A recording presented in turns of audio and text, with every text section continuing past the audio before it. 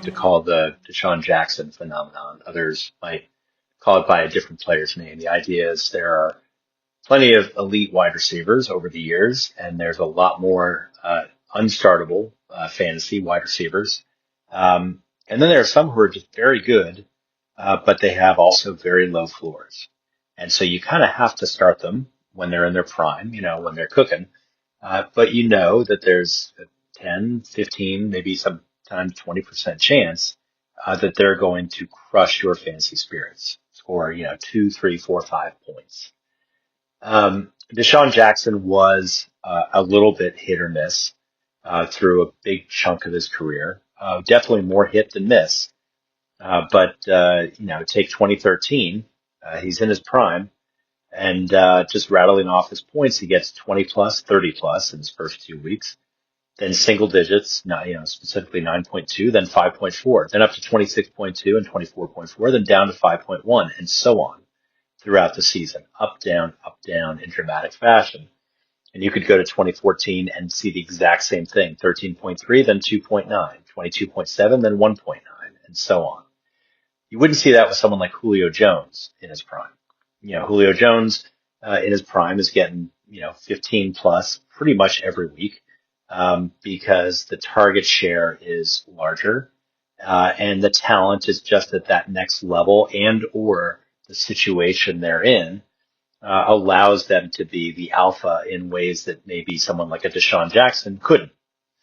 That brings us to Jameson Williams, who some of you are maybe listening to this out of morbid curiosity because you lost last night because of Jameson Williams putting up 0. Others might be listening to this fascinated because you won, because your opponent had Jameson Williams, and you're excited to learn more.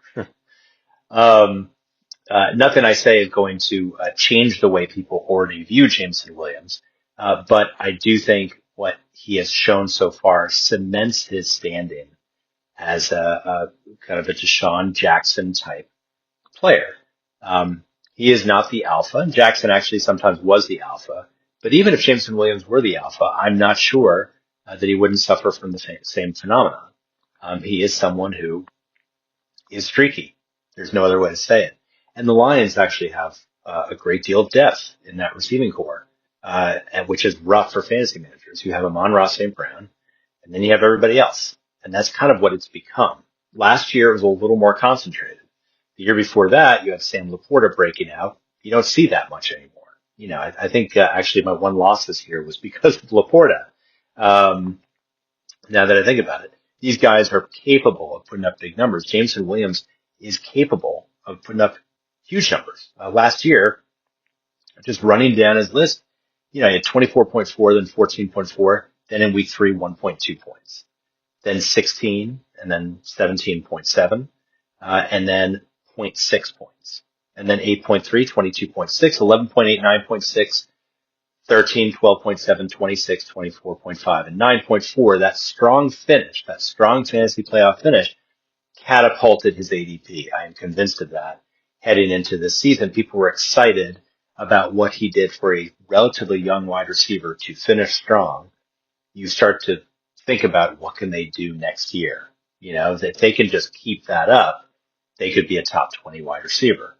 But he's still, this year, the back and forth kind of Deshaun Jackson-esque player. So what do?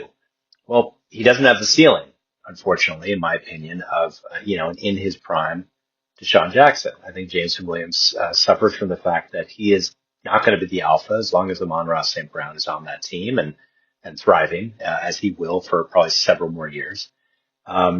He's probably not going to be a strong number 2 because there are enough other offensive options that require our attention and defense's attention. That is, Jahmyr Gibbs is going to be a focal point of that offense in ways that if Jameson Williams was on another team, let's say he and T. Higgins swapped out and Jameson Williams is playing behind Jamar Chase with Chase Brown at running back, I think we'd see a different Jameson Williams. And maybe, add to this, say, Jared Goff is over there too throwing.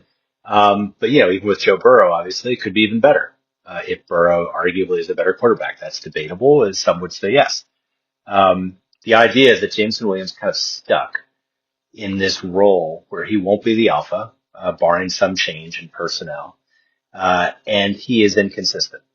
He's had some drops this year. I don't think that's the big problem. QBs are, Jared Goff specifically, are averaging at 100 or so QB rating, targeting him. He's doing fine. It's just this is who he is. So twice this season, he's had over 18 fantasy points, and now 5 times he's had less than 7. That is going beyond the Deshaun Jackson phenomenon. And that again is because if you're a number 2 receiver who suffers from Deshaun Jackson phenomenon-itis, whatever you want to call it, your floor is more consistently low than if you were the number 1 receiver on the team, as Deshaun Jackson often was. So if you have Jameson Williams, you're kind of stuck. You are in a position where you kind of have to start him if you're in a very deep league and you have to start 3 wide receivers, let's say, and there's not enough to go around where you can just find a top 40 wide receiver off waivers. At the same time, you know what you're getting into. There's probably, on balance, going to be, when all said and done this season, looking back, a 50-50 chance that he gave you what you needed. I don't think he's as bad as 2 good games out of 7. I think that things will turn around a little bit. There will be some counterbalance to what's been happening. At the same time, he's not going to look like, in all likelihood, the dominant force that we saw in the fantasy playoffs last year. So, knowing that his floor is this low, you now have to kind of calculate that and say, do you take someone else who can get you a solid 6 to 8 points, but might not have the high ceiling, or do you go with someone like Jameson Williams who can get you 20, but maybe half the time or more, he might get you single digits. BJ Riddell, Fantasy Football for Winners. Follow me on the blog. Email me anytime. See you tomorrow.